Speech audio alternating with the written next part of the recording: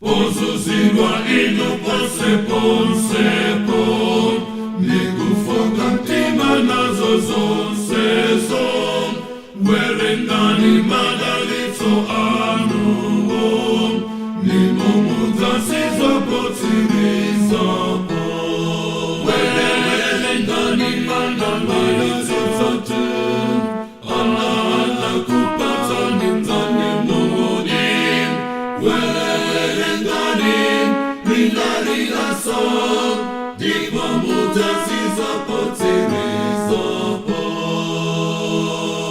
Kodi muvutika naye katundu, ngolemera mtanda musezatu, werengani madalitso anuwo, ndipo mutayimba tuwalosero, werengani madalitso zote, ala kupata nimzani mungoni, werengani milalilaso, dikwa mutasiza potsirizapo.